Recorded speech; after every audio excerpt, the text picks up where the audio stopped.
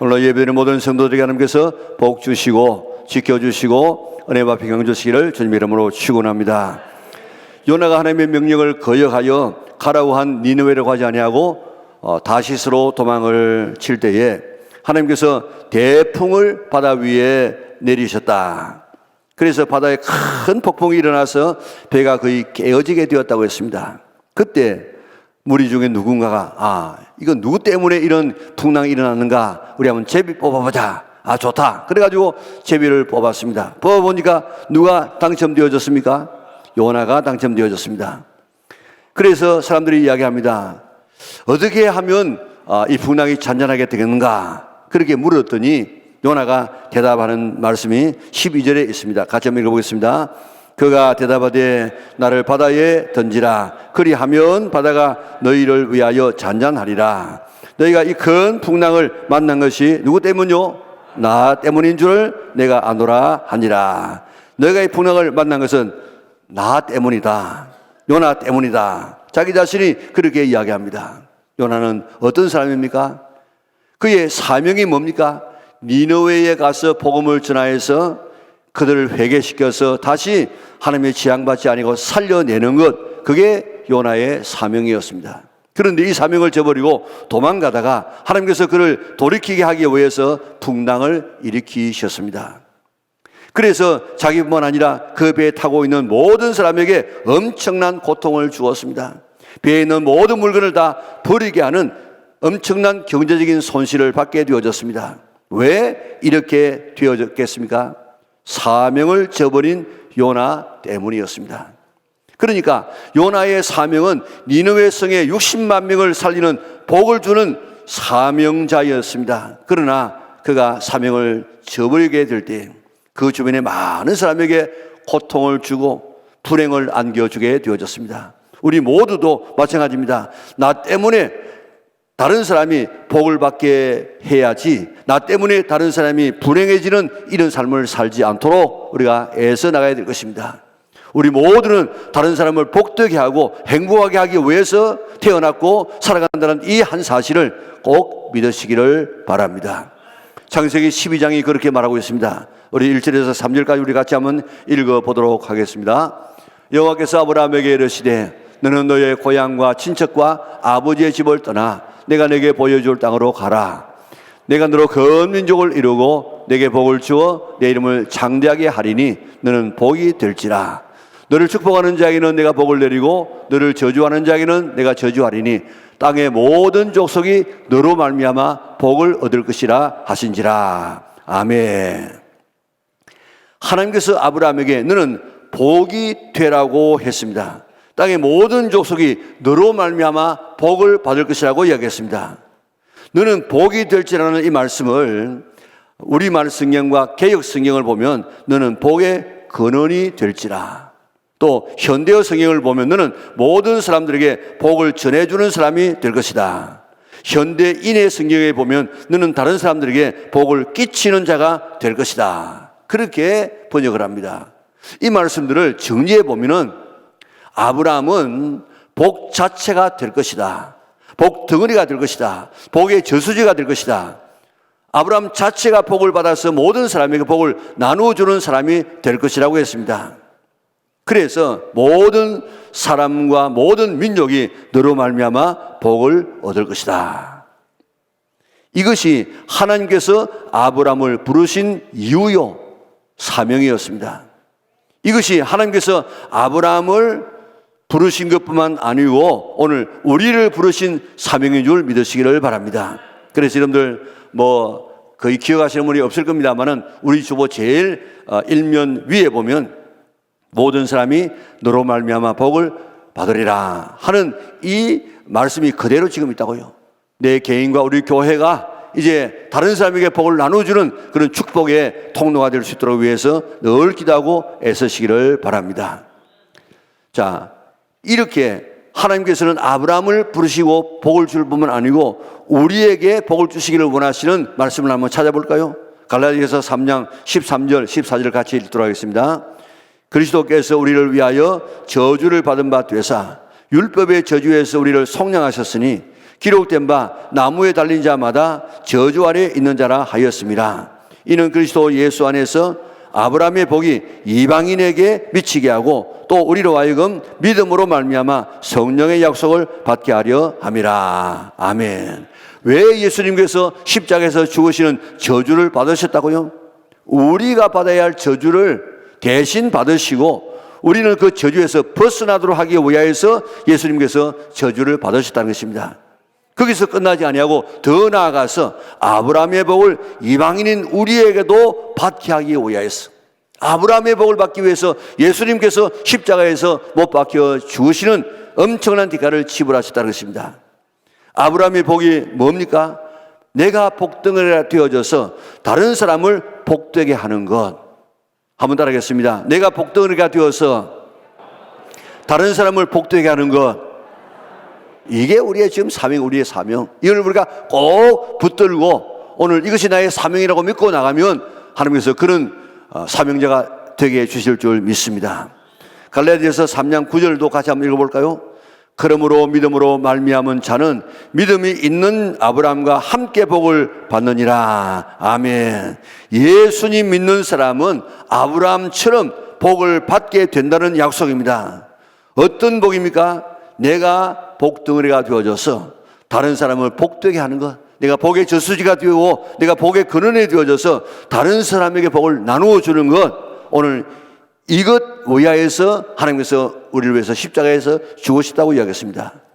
예수 믿는 사람은 아브라함과 같은 복을 받게 된다고 성경에 딱 이렇게 약속을 해놓고 있습니다. 그리고 복을 나누어 주는 사람이 되라, 그렇게 말씀하고 있습니다.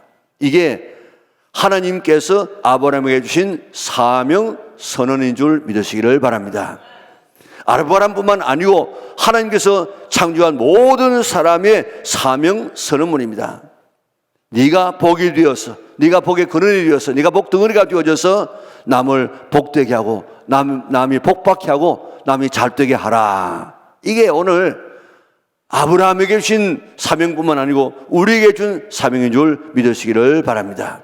그런데 오늘 내가 가장 가까운 면에서 우리 가정에서부터 부모는 자식에게 복이 되어지고 자식은 부모에게 복이 되어지고 부부는 부부에게 서로에게 복이 되어지고 있습니까? 가는 곳곳마다 만나는 사람에게 나 때문에 다른 사람이 복을 받아서 새로운 힘과 용기를 얻고 세계를 걸어가는 그런 삶을 살고 있습니까? 아니면 나 때문에 낙심하고 나 때문에 좌절해서 이렇게 어려움을 당하는 그런 삶을, 내가 동기를 주는 삶을 살고 있지 않습니까? 오늘 내가 복이 되어 복의 근원이 되어져서 모든 사람을 복되게 하라. 이건 우리가 살아가야 될 삶의 사명인 줄 믿으시기를 바랍니다. 세계적인 기업 경영 컨설턴트요 존스 그룹의 창업자인 로리 베스 존스는 기적의 사명문이라는 그런 책을 썼습니다. 그의 책에서 말하기를 이 땅에 기적처럼 위대한 업적을 남긴 사람에게는 예외 없는 공통점이 있다. 그것은 바로 그들 모두에게는 사명 선언문이 있었다 하는 것입니다. 다시 말하면 세계적으로 유명한 기업으로 성공한 이런 사람들을 다 조사해 보니까 그 사람들이 나름대로의 어떤 삶의 이 사명감, 삶의 어떤 목표를 가지고 나가다라는 것입니다. 그 목표를 따라가다가 보니까 오늘 위대한 사람이 되더라는 것입니다. 너는 복이 될지라, 복덩어리가 될지라, 복의 근원이 될지라, 모든 사람인으로 말미암아 복을 받으리라는 이 말씀은 아브라함의 사명 선언인데 아브라함이 만든 것이 아니고 하나님께서 만들어주신 사명 선언문입니다. 이것은 아브라함에게 주신 사명뿐만 아니고 오늘 우리에게, 나에게 주시는 사명 선언문임을 믿으시기를 바랍니다. 내 사명 선언문이 뭐라고요? 내가 복을 받아서 복덩어리가 되어지고 다른 사람을 복되게 하고 잘되게 하고 축복되게 하는 이런 삶, 이게 내 사명이다. 기억할 수 있는 우리 영락의 온 성도들 될 수 있기를 바랍니다. 요나의 사명이 뭐라고 했습니까? 멸망 직전에 있는 니느웨 성 60만 명의 사람들을 복음을 주어서 회개시켜서 구원해 내는 것이 요나의 사명이었습니다.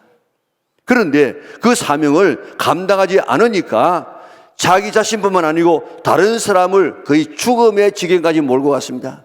엄청난 제사상의 피해를 보게 했습니다. 다른 사람에게 고통을 안겨주었습니다.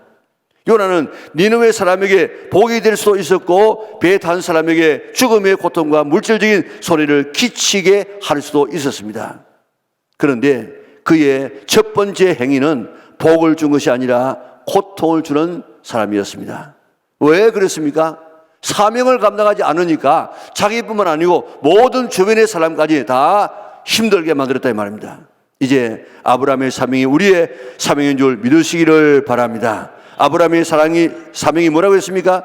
내가 복을 받아서 복덩어리가 되고 다른 사람에게 복을 나누어 주는 것, 다른 사람을 복되게 하는 것, 다른 사람이 잘 되게 하는 것, 다른 사람에게 복을 나눠주는 이 축복이 우리의 사명이다. 한순간도 잊지 않는 성도들 되시기를 바랍니다.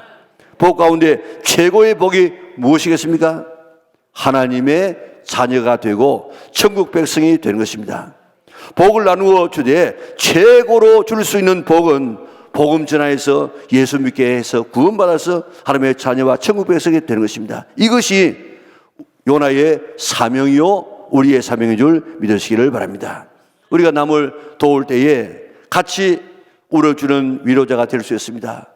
또 가난해서 물질적인 도움이 필요할 때 도와주는 것도 우리가 해야 될 일입니다.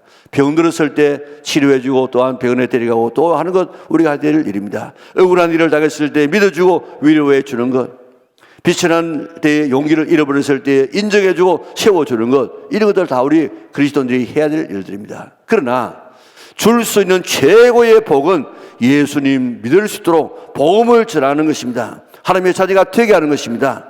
그리고 천국 백성이 되게 하는 것, 이게 최고의 선물인 줄 믿으시기를 바랍니다. 메를릴 하키가 쓴 가게에 흐르는 저주를 끊어야 산다 하는 그런 책이 있습니다. 이 책이 논란이 참 많습니다. 성경에 보면 아버지가 신 포도주를 먹는데 아들의 이가 시다. 그런 거 안 된다는 거예요. 아버지가 신 포도를 먹으면 아버지의 이가 시지, 그 아버지가 신 포도를 먹었다 해서 아들의 이가 시다. 그건 있을 수 없다. 다시 말하면 아버지가 지은 죄는 아버지가 당하고 자식이 지은 죄는 자식이 당한다. 그러니까 부모의 죄가 자식에게 유전되지 않는다. 영향 미치지 않는다. 이런 이야기를 하고 있어요. 그런데 성경 여러 곳을 보면 부모의 신앙이 자녀에게 미칩니다. 많은 이런 이 영향을 미치는 경우가 많이 있어요. 그러니까 우리가 성경을 읽을 때 어느 한쪽만 주시지 말고 이 양쪽을 잘 이렇게 보아야 되지, 한쪽만 보게 되어지면 이게 잘못된 길로 간다고요. 자, 십계명 보세요. 나를 미워하는 자의 죄를 갚되 아버지로부터 아들에게로 몇 대까지요? 3, 4대까지 이르게 하거니와 나를 사랑하고 내 계명을 지키는 자에게는 몇 대까지요? 1000대까지 은혜를 베푸시느니라. 누구 때문에요? 부모 때문에. 부모가 신앙생활 잘하게 되어지면 1000대까지 복을 받기도 하고, 부모가 신앙생활 잘 못하면 자녀의 3, 4대까지 이런 어려움을 당한다는 것입니다. 시편 112편 1절 2절 한번 읽어볼까요? 할렐루야. 여호와를 경외하며 그의 계명을 크게 즐거워하는 자는 복이 있도다. 그의 후손이 땅에서 강성하며 정직한 자들의 후손에게 복이 있으리로다. 아멘. 자, 저기 보면 누가 지금 복을 받습니까? 물론 신앙생활 잘하는, 하나님을 경외하고 그의 계명을 크게 즐거워하는 자 자신이 복을 받지만은 누가 복을 받습니까? 그의 후손이 땅에서 강성하며 그의 자손이 땅에서 복을 받는다고 이야기했습니다. 시편 37편 25절 볼까요? 내가 어려서부터 늙기까지 의인이 버림을 당하거나 그의 자손이 걸식하는 것을 보지 못하였도다. 부모가 신앙생활 잘하게 되어지면 얻어먹는 자식이 없다는 것입니다. 부모가 하나님 사랑하고 계명을 지키면 자자 손손 복을 받게 된다 하는 것이 하나님의 약속입니다. 가게에 흐르는 저주가 있고 축복도 있을 수 있습니다. 어느 한쪽은 우리가 치우쳐 설명할 수가 없습니다. 우리 교회도 보면요, 예수님 믿어서 구원받았어.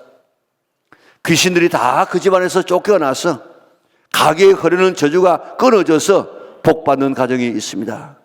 그런데 그 귀신이 아예 딴 가문으로 가는 것이 아니고 가능하면 그 집안 안에, 그 가문 안에 머문다고요.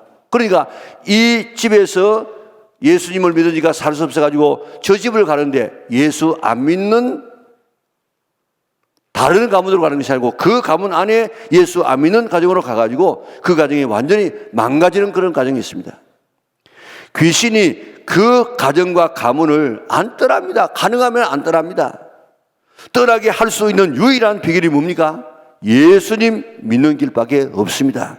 예수님 믿으면 가게에 흘러내리는 모든 저주가, 이 귀신이 주는 모든 저주가 다 끊어지는 줄 믿으시기를 바랍니다. 메릴릴 하키가 예를 들기를 케네디 가문을 예를 들었습니다. 케네디 대통령이 48살 때 총에 맞아 죽지요. 그의 동생 로버트 케네디가 5년 뒤에 대통령 후보로서 선거 유세하다가 또 총에 맞아 죽습니다. 케네디의 막내 동생 에드워드 케네디는 음주운전을 하고 차를 몰고 가다가 그저 높은 그 다리에서 그저 추락해서 죽었습니다. 그리고 케네디의 큰 형은 2차 대전 때 참전했다가 총에 맞아 죽었습니다. 케네디의 누나는 정신병자였습니다. 평생 병원에 살다가 죽었습니다. 케네디의 여동생은 비행기 추락사고로 죽는데 그것도 다 이 가정은 너무 잘 살기 때문에 자기 비행기가 있어. 집안 비행기. 그 비행기 타고 가다 죽었습니다.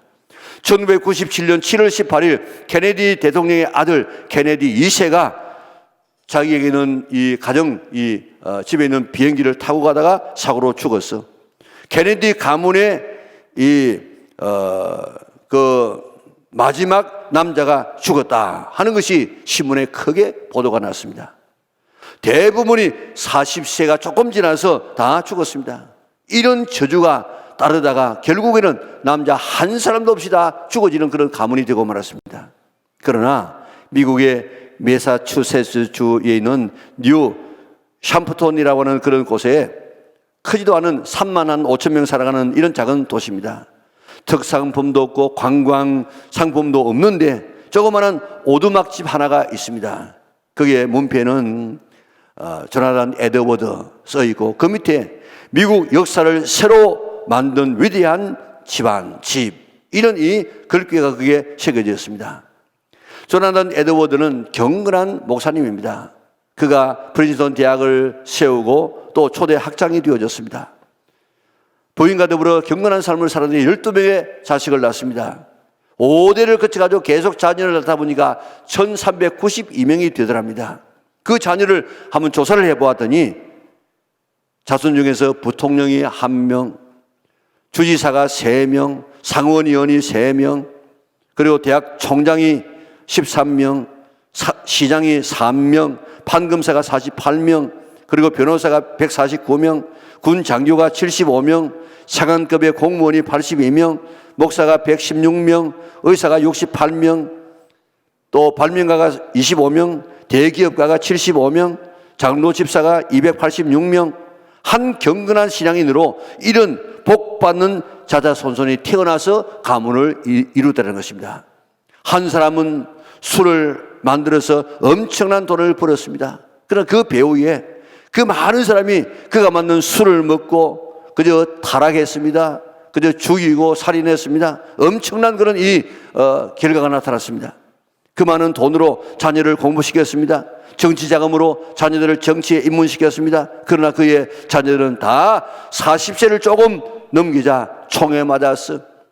비행기 사고로 질병으로 다 죽게 되어졌습니다. 사람들은 이것을 케네디 가문의 저주라 그렇게 부르고 있습니다. 한 아버지의 이런 이 선택이 술을 팔고 술을 만들어서 어떻게든지 다른 사람을 많이 먹인 이 하나의 이 결과가 이런 엄청난 결과를 가져오더라는 것입니다. 그러나 한 경건한 아버지 에드워드로 인하여서 술을 헤아릴 수 없는 자자손손이 복을 받고 지도자가 되어진 이런 사건도 있지 않았습니까? 우리는 복이 되어 복덩어리가 되어서 나 때문에 다른 사람이 복을 받도록 해야 될 사명이 우리에게 있는 줄 믿으시기를 바랍니다. 가장 가까이는 가정에서 이웃에게 친구와 직장 동료에게 복을 나누어 줘야 될 사명자입니다. 나는 그런 사명을 감당하고 있습니까? 오늘도 여러분들 부부끼리 집에 가서 내가 절대로 썩 안 낼 테니까 내한테 하고 싶은 이야기 다 한번 해보라고. 내가 정말 당신을 만나서 당신에게 내가 복이 되느냐고 한번 물어보세요. 정말로 복이 되는가? 당신 때문에 내가 정말 행복합니다. 그렇게 하는가?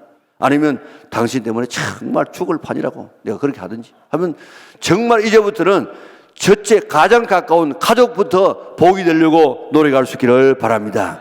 그런데 복이 아니라 그 사람 만나면 지향이 되고 기분 나쁘고 손해보는 이런 사람도 얼마나 많습니까? 나는 어떤 사람입니까? 나 때문에 나를 만나는 사람에게 복을 나누어주는 복의 전달자가 되고 있습니까? 아니면 다른 사람을 내가 불행하게 만드는 사람이 되고 있습니까? 성경에도 두 가문이 비교가 됩니다. 사울의 가문과 다윗의 가문을 보세요. 사울의 가문은요, 참 대단한 그런 가문입니다. 그런데 점점 약해지다가 남자는 한 사람도 남지 않는 멸문 가정이 되어버립니다. 다윗은 점점 강해져서 이스라엘 역사 가운데 가장 위대한 가문이 되어지고 왕족이 되어져서 그 후손 속에서 메시아 되시는 그리스도가 태어나서 모든 인류를 구원하지 않습니까? 부모는 자녀에게 복이 되고 복을 주어야 됩니다. 부부는 서로에게 복이 되어져서 서로 복이 되어져야 됩니다. 자녀는 부모에게 복이 되어져서 부모를 행복하게 만들어야 됩니다. 친구는 이웃은 복이 되어야 됩니다. 우리는 모든 사람과 모든 민족에게 복을 나누어주는 복이 되어지는 그런 사명자임을 믿으시기를 바랍니다. 나의 사명, 우리의 교회의 사명, 우리 민족의 사명은 내가 먼저 예수 잘 믿어 복을 받고 복을 다른 사람에게 나누어주고 다른 사람을 복되게 하는 것임을 깨달으시기를 바랍니다. 발견하시기를 바랍니다. 믿으시기를 바랍니다. 이제부터 그런 삶을 살기로 결심하시기를 바랍니다. 이제 다른 사람을 만나면 그 사람을 잘못되게 고통하게 만들지 말고 복되게 하리라. 우리 깊이 우리 마음에 결심하는 성도들 되시기를 바랍니다. 어느 목사님은 여행을 하게 되어지면 반드시 앞좌석에 앉아요. 자동차를 타든지 뭐 버스를 타도 제일 앞좌석에 앉고 비행기를 타면요 앞좌석에 앉는 게 얼마나 많은 경비가 소요되는지 모릅니다. 그래도 자기는 비행기를 타도 제일 앞좌석에 앉아. 그래가지고 출발하기 전에 뒤를 쑥 한번 돌아보면서 씩 웃으면서 너희들은 오늘 내 때문에 복받은 줄 알아라. 왜냐하면 하나님께서 날 지킨다고 너희들도 다 지켜주실 것이다. 그러면서 뒤를 쑥 한번 보면서 웃는다는 거예요. 오늘 한번 웃어볼까요? 예. 오늘 여러분들 사람 만날 때마다 또 가족들을 앉혀놓고 보면서 너희들 내 때문에 복 받았다. 이렇게 직장에도 내 때문에 복을 받았다. 그렇게 이야기할 수 있는 그런 성도들 될 수 있기를 바랍니다. 왜 그런가 하면 아브라함이 그랬지요. 이삭이 그랬지요. 야곱이 그 때문에 라반의 복을 받았지요. 요셉 때문에 보디발의 집이 온 나라가 지금 복받지 않았습니까?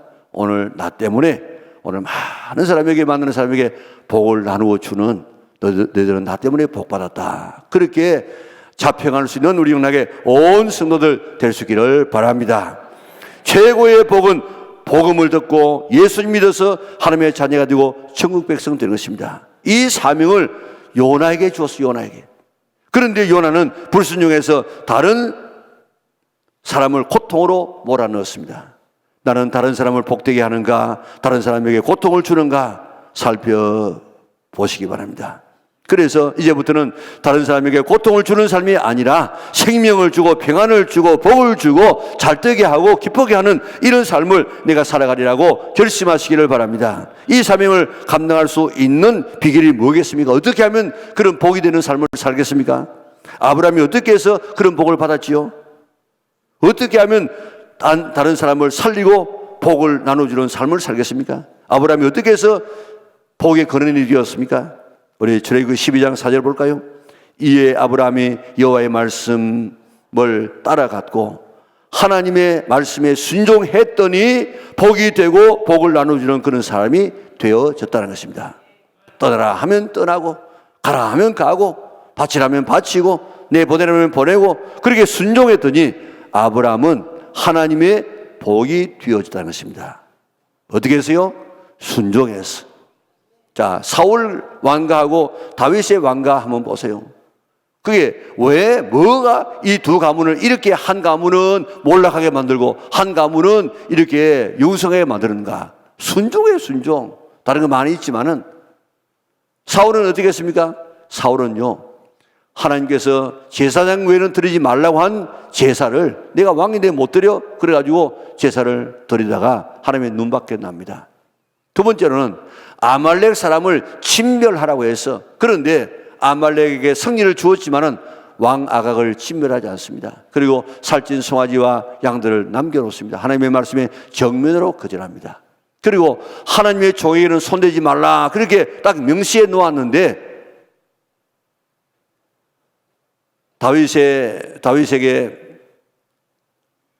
골리앗의 칼과 먹을 것을 주었다고 해가지고 그 제사장 한 사람만 죽인 것이 아니고 그 지역의 마을에 살고 있는 제사장 85명을 한꺼번에 죽여버립니다. 85명만 죽이는 것이 아니고 그 가정에 있는 모든 사람 다 죽여요. 그러니까 한 가정에 그 당시에 사람들이 얼마나 많이 났습니까? 4명만 해도 48, 32, 수백 명을 죽이죠. 그것만 죽입니까? 거기 있는 모든 짐승까지 다 죽입니다. 이렇게 하나님 말씀을 철저하게 그는 어깁니다. 이럴 때 하나님께서는 그를 갖다가 버리지 않습니까? 다윗 보세요. 다윗은요, 그 외모라든지 모든 면에서 사울 가문만 못해요. 그럼에도 불구하고 점점 강해져서 최고의 그런 가문이 되어지는 이유가 뭡니까? 열왕기상 15장에 보면요, 다윗은 우리아의 일 외에는 한 번도 하나님 말씀을 어긴 적이 없다고 이야기했습니다. 그렇게 하나님 말씀을 지키니까, 순종하니까 하나님께서 그에게 그런 복을 주어서 남에게 복을 주고, 지금도 이스라엘 백성들은 다윗과 같은 그런 메시아가 태어나가지고 오셔가지고 우리나라를 다스려 주시기 바랍니다. 그런 뜻으로 이스라엘 국기에다가 다윗의 별을 그려놔 놓고 지금도 그런 지도자를 지금 기다리고 있지 않습니까? 순종하면 복의 근원이 되어지고 순종하지 아니하면 복의 근원이 되지 못한다는 것입니다. 그러나 요나는 하나님의 말씀을 거역했습니다. 그래서 죽을 뻔했습니다. 수많은 사람을 고통스럽게 했습니다. 그 많은 재산을 없이 하게 만들었습니다. 사명자 한 사람이 불복종할 때 이런 엄청난 결과가 온다는 사실입니다. 내가 복이 되고 다른 사람에게 복을 줄 수 있는 비결이 뭐라고 했습니까? 순종. 뭐라고요? 순종.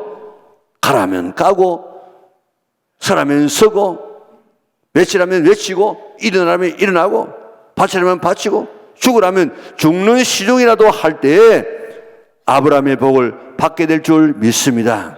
아브라함은 하나님이 벗이라고 할 만큼 위대한 그런 삶을 살았습니다. 믿음의 조상이 되었습니다. 하나님으로부터 인정받는 신앙이었습니다. 318명의 가신을 두고 살았으니까 그 가족들 하면 1000명도 넘을 거예요. 아브라함의 이런 이 복을 받아서 가는 곳곳마다 복을 나눠주는 세계 전 인구의 반이 아브라함을 지금 사모하고 추종하고 본받기를 원하고 있지 않습니까? 아까 말씀드린 것처럼 아브라함 때문에 천하 만민이 복을 받고 있지요. 이삭 때문에 그 그랄 지역에, 그 흉년된 그랄 지역에 하나님께서 복을 주어서 그 농사가 잘 되게 만들었습니다. 야곱 때문에 라반의 집이 복을 받았습니다. 요셉 때문에 보디발의 집이 복을 받았습니다. 오늘 우리 때문에, 나 때문에 하나님께서 다른 사람에게 복을 주기를 원하십니다. 요셉 한 사람 때문에 왕뿐만 아니라 애굽 전체가 복을 받고 건농 지역이 복을 받았습니다. 하나님은 요나 때문에 니느웨에 복을 주기를 원했습니다. 그런데 그가 불순종하다가 그 복을 잃어버리지 않습니까? 오늘 우리에게도 이런 복을 주시기 위해서 우리에게 명령할 때 말씀을 읽고 성경을 설교를 들을 때 이제부터 말씀에 순종해야 되겠구나. 그래서 복이 되어야 되겠구나. 그리고 복을 나눠줘야 되겠구나. 그렇게 결심할 수 있는 누역나게 온 성도들 될 수 있기를 바랍니다. 요나를 니느웨를 살리는 사명자로 보냈습니다. 그러나 불순종했습니다. 자신이 고통당하고 타인을 고통스러워 몰아넣었습니다. 우리도 사명자들입니다. 복을 나눠주는 사명자들입니다. 최고의 복은 예수님 믿는 것입니다. 예수님 믿는 자는 이 복을 다른 사람이 받도록 복음을 전해야 됩니다. 생명을 살려야 됩니다. 이게 우리의 사명인 줄 믿으시기를 바랍니다. 이 사명 잘 할 때 요나에게 이 사명을 거절하고 이 사명을 하지 않을 때 요나에게는 풍랑이 일어났습니다. 이 큰 풍랑을 만난 것은 나 때문이다. 오늘 우리의 삶의 가정에 갖가지 어려움들이 생기는 것 나 때문이다. 내가 사명을 잘 감당하지 못해서 그렇다. 그렇게 고백하고 사명으로 돌아갈 수 있기를 바랍니다. 나 때문에 다른 사람에게 풍랑 만나게 하지 말고, 나 때문에 다른 사람 고통스럽게 하지 말고, 나 때문에 다른 사람을 괴롭히지 말고 복을 만나게 할 수 있는, 복을 줄 수 있는 우리 영락의 온 성도들 될 수 있기를 바랍니다. 이것이 우리의 사명입니다. 이것이 요나의 사명이었습니다. 사명 감당하여서 아브라함의 복을 받고 아브라함처럼 다른 사람의 복을 나눠주며 살아갈 수 있는 우리 영락의 온 성도들 될 수 있기를 주님의 이름으로 축원합니다.